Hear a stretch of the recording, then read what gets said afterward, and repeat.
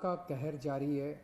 बहुत ज़्यादा कोरोना बढ़ गया है और उसी के मद्देनज़र पिछले हफ्ते हम लोगों ने 6 दिन का लॉकडाउन लगाया था, जो कि कल सुबह 5 बजे ख़त्म हो रहा है।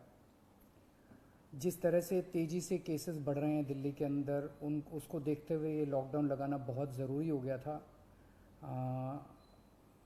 ये एक तरह से आखिरी हथियार है कोरोना के से डील करने के लिए, लेकिन जिस तरह से केसेस बढ़ रहे थे ये आखिरी हथियार इस्तेमाल करना ज़रूरी हो गया था।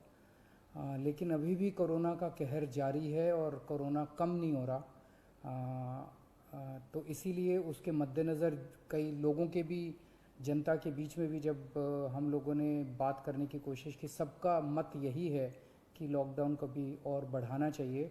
तो लॉकडाउन को दिल्ली के अंदर 1 हफ्ते के लिए और बढ़ाया जा रहा है, अगले सोमवार को सुबह 5 बजे तक के लिए। इस दौरान हमने देखा, लॉकडाउन के दौरान, की संक्रमण दर, पॉजिटिविटी रेट जिसको कहते हैं, ये लगभग 36-37% तक पहुंच गई।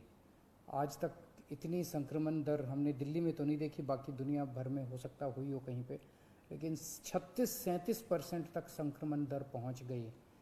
पिछले 1-2 दिन से थोड़ी सी कम हुई है, आज 30 के नीचे आई है, 29 पॉइंट कुछ आई है। मैं ये नहीं कह रहा कि कोरोना ख़त्म होने की दिशा में जा रहा है, लेकिन ये अभी तथ्य हैं, अभी और कुछ दिन देखना पड़ेगा। हो सकता है बढ़ जाए, हो सकता है कम हो, लेकिन हम भगवान से प्रार्थना करते हैं कि कोरोना से हम लोगों को मुक्ति मिले। पिछले कुछ दिनों से हम देख रहे हैं कि दिल्ली में ऑक्सीजन की काफ़ी ज़्यादा समस्या हो रही है। दिल्ली में ऑक्सीजन की काफ़ी कमी महसूस हो रही है। हाँ, दिल्ली की इस वक्त ज़रूरत 700 टन की है और हमें केंद्र सरकार से 480 टन अलॉट हुई है।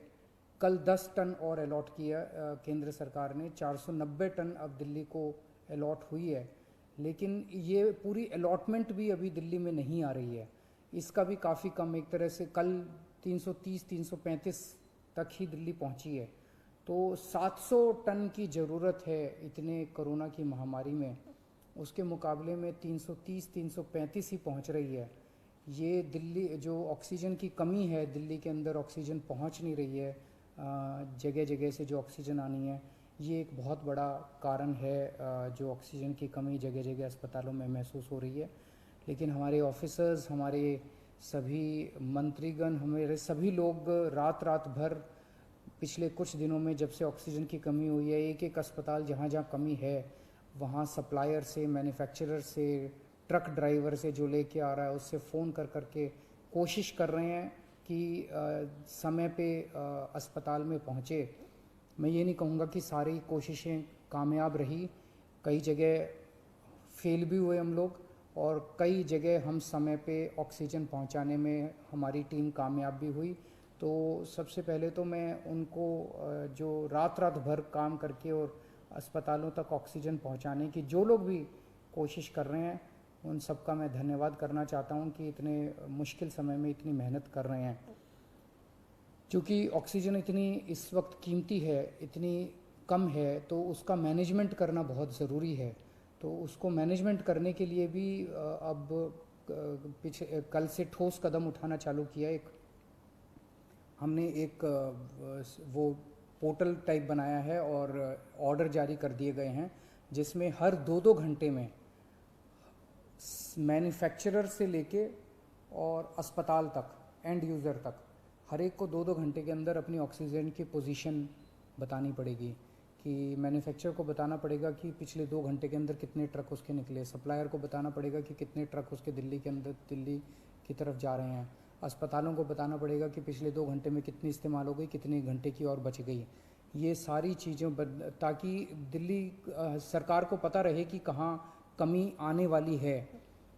तो इसके अलावा केंद्र सरकार से काफ़ी सहयोग मिल रहा है। कल भी पूरा दिन केंद्र सरकार के अलग अलग मंत्रालयों के साथ हमारे ऑफिसर्स की टीम बैठी रही, और दोनों टीमें, केंद्र सरकार और दिल्ली सरकार, अच्छे से मिल के काम कर रही हैं और कोशिश की जा रही है कि जो भी सप्लाईज़ आने में दिक्कत हो रही है उन दिक्कतों को दूर किया जा सके। और मैं समझता हूँ कि आने वाले कुछ दिनों के अंदर ये बहुत ज़्यादा अफरा तफरी का जो आलम है ये ठीक हो जाना चाहिए। कल हम पूरी कोशिश कर रहे हैं कि जहाँ से भी, और केंद्र सरकार से तो मदद मिल रही है, और भी जहाँ से भी हम लोगों को ऑक्सीजन मिल सके, ऑक्सीजन के टैंकर मिल सके, पूरे देश से, दुनिया भर से हम पूरी कोशिश कर रहे हैं। कल देश के सभी मुख्यमंत्रियों को मैंने चिट्ठी लिखी है कि अगर आपके यहाँ, आपके राज्य में, गवर्नमेंट में या किसी कंपनी में कोई ऑक्सीजन की पॉसिबिलिटी हो तो हमें ऑक्सीजन मुहैया कराइए, ऑक्सीजन टैंकर मुहैया कराइए। कुछ एक राज्यों के साथ बातचीत भी शुरू हुई है। जब भी कुछ कॉन्क्रीट नतीजे आएंगे मैं आपको ज़रूर बताऊंगा। लेकिन बहुत ज़्यादा कठिन परिस्थिति है। इन कठिन परिस्थितियों के अंदर सब मिल के काम कर रहे हैं। मैं उम्मीद करता हूं कि ये जो इतनी बड़ी इमरजेंसी क्रिएट हो गई है, इससे हम लोगों को जल्द छुटकारा मिलेगा। बहुत बहुत शुक्रिया।